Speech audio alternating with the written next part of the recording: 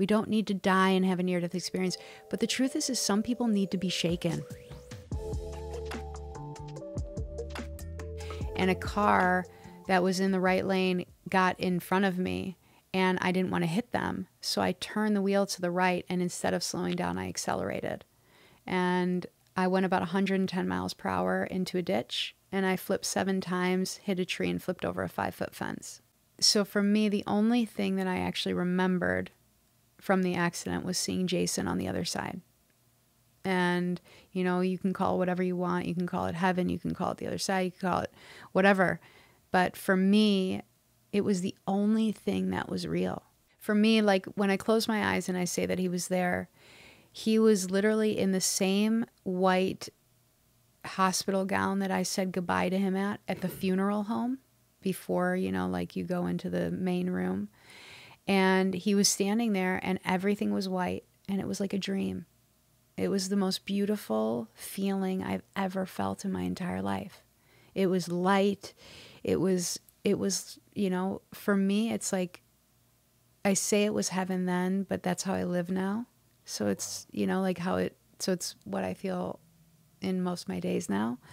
But, you know, he looked at me and it was just, he was right here. And he said, you know, Cass, you are not alone, but you are to go back and to create a channel to allow everyone to know that they are not alone. But please remember to remember, that was the key. Remember to remember you are not alone. And when I woke up, I was in a hospital bed. The same hospital bed I was picturing for 6 months before that. Because Jason and I died 6 months apart only. So for me, I woke up, with the only understanding that I just saw Jason. Like that was the realest thing to me. For me, like the car accident, that wasn't what actually happened. What happened was I went and traveled somewhere, talked to him, had all this stuff download inside of me, and now I'm in this manifestation of the hospital. And so I sat there and I said to myself, you know, I had a very long time to sit and many moments to sit there and ask myself what happened. So here are the keys. So when I got out of the hospital, the first place that we went was the police station because we had to go fill out paperwork and we had to go talk to them. And when we walked into the police station, about 8 officers walked up to the desk and I'm like standing there and I'm looking around and my mom's next to me and they go, "Oh, you're the girl from the accident." And I looked at them and I was like, "Yep, that's me." And they were like, one of the guy goes, "Oh yeah, you definitely should have died." I looked at him and I said, "Yeah, you know what? I probably should have." And one of the other officers goes, "You know, we have got a question though for you that we've been wondering since it all happened." And I was like, "Okay." And they go, "Who's Jason?" And right when they said that, I turned to my mom and I looked at her and she went like this and looked at them and she goes, "Why are you asking her that?" And they go, "Well, you know, when she crashed that car, that I was in a full-blown conversation with someone named Jason. And that when the cops came, they thought that Jason flew out of the car. So they were searching the surrounding area looking for him." I'm sitting there and I'm looking at my mom and she's looking at me and she, you know, starts having tears come down her eyes. And in that moment, I just said to myself, okay, so that's like, it's real. You know, it's realer than I even thought it was real.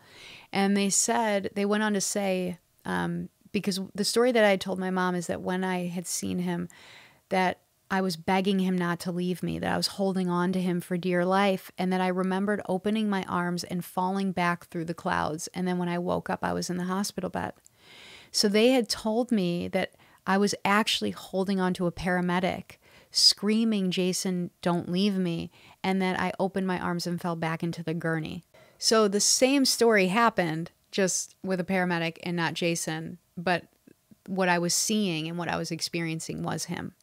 So that's key number 1. So the second key was going to see the actual car, which was a G550, like a Mercedes truck. So it's like a tank. And we went to the impound and it was smashed to a complete pancake, to the point of where when they lifted up the tarp, I couldn't believe that I was in the car, which I look at pictures now and I just have no understanding of how I survived, and not just survived, but didn't, break my neck. The third place that we went was to where I actually hit the tree, you know, off the side of the road. And I went there because all my belongings had fallen out of the car. And we pulled over to the side of the road, and my mom and I are walking, and I start to look at the tree, and I see a piece of paper lodged into the middle of the tree, like right where I hit the tree. There was like a very noticeable chunk missing. And I'm walking up, and my mom's screaming behind me like, Cass, what is that? And I'm like, I don't know. Give me a second, you know. And I walk up and I pull it out, and it's my brother's death certificate. It was lodged in the part that I actually hit. Not like somebody put it, but it was stuck in the tree. So when I turned around and I asked my mom about it, this was the kicker. That night, being the unconscious human that I was and numbing out of my life, I ended up taking her car instead of my car. And they said that if I wasn't in her car, I would have instantly died, that my neck would have snapped instantly because there wouldn't have been enough room. But because I took her car, she had the certificate in her glove compartment. So when I flipped the car, it got stuck in the middle of the tree. So when I pulled it out, I literally fell to my knees and I'm just crying. And I'm just like, you know, could it be more clear? I'm supposed to be here. There's a reason. He's guiding me. He's with me. He's showing me something. And it was like clues for me. Literally, I was just following one clue after the other. Yeah. And so at this point, though, you know, I still had bandages on my head. I was wearing a winter cap, you know, covering the cuts that I had. And my mom and I went into the first public place that I had really been, like big place with a lot of energy. And I say that for a reason. So we went into Whole Foods and we went shopping for food. And, you know, I was still getting my bearings and there was a lot going on that I wasn't speaking about that I had kind of told you in our interview or pre-interview, was that while I went home, I started to see figures in my room. You know, I had seen this figure of a cowboy in my room in the mirror. I was seeing little girls in my house. And, you know, in my head, I was just processing it. I wasn't really thinking too deeply into it. It was to a degree scaring me, but at the same time, I wasn't like, what is that? I wasn't like really going into it. And I even had said to my mom, you know, like, I keep seeing this cowboy in my room in the mirror. And I was like, that's odd. You know, like, it's just weird. But when we went into the grocery store, this woman starts coming up to us and she starts talking to my mom. Somehow they got into a conversation and the woman tells us that she's a neurologist at the hospital that I just died at. And she starts speaking about this near-death experience seminar that goes on. And I'm standing there and I'm kind of like looking at her and I start to see these figures forming above her head. And I started to panic. And while she's talking, I just felt sick. Like there was something that just came over me that was, you know, off. And my mom and her are in this conversation and my mom goes, oh my God, you know, she just died at that hospital a week ago. And the woman turns and looks at me. And I looked at her and I said, you know, I'm sorry, I have to excuse myself. And I turned around and I walked into the vitamin aisle. And I literally will never forget this because I was thinking in my head, like, what the is happening? You know, like, what's going on? What am I seeing? What is, like, something's not right. I knew something was different. And as I was thinking that, all of a sudden something grabbed me and I turned around and it was her. And she looked at me and she said, my father died a couple weeks ago. I know that you saw him. I know you just saw him. I work with patients like you all the time, and I know that you tipped over to the other side. And I looked at her, and it was like the same knowing I had when I saw Jason was the same knowing when she said that I knew what she was saying to me was real. And basically, she's saying that I tipped over to the other side, that I'm teetering a line of the spirit world and the physical reality world. And when she said that, I fell to my knees. I started crying. And I went home that night and I called my brother Blake. And my brother Blake at this point had lived in Australia, and he's, you know, a beautiful writer, and he wrote a self-help book called You Were Not Born to Suffer. And so he's very much in that realm, you know. And so a lot of his friends were mediums and clairvoyants. And I said, you know, Blake, something's wrong with me. He hadn't seen me since my accident. You know, he hadn't come back from Australia. And I said, something is wrong with me. I don't know what it is. I'm seeing things everywhere. I'm starting to see spirit everywhere. And this woman came up and she said that I fell onto the other side, you know, like and he goes, okay. And I said, please reach out to your friends. So about a week later, he calls me and he says, I reached out to some people, and Cass, you have to make a choice.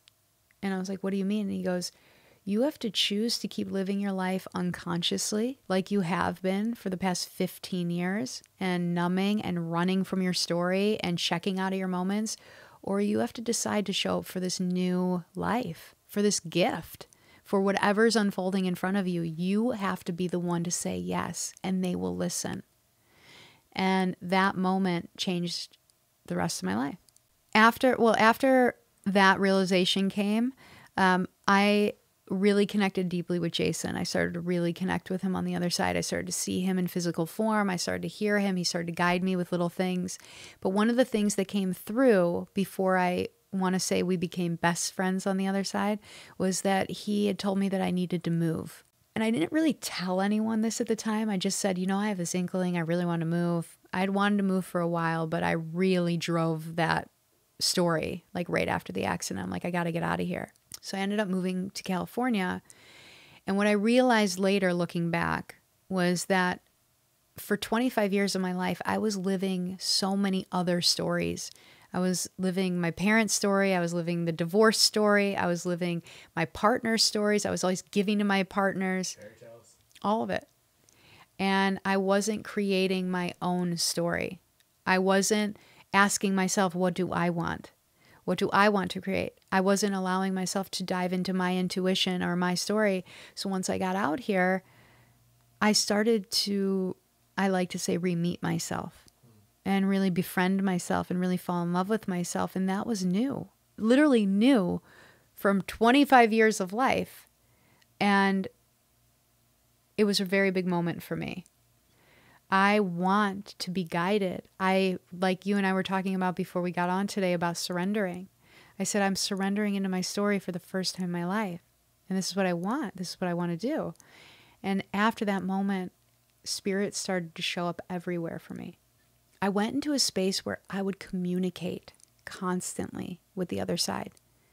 Whether it was real or not didn't make sense, didn't matter to me. It was what was coming through was like, communicate with them. Let them know what you want. Let them know what you need. Let them know what you're ashamed of. Let them know what you're guilty of. Let them know about what you're feeling in every moment.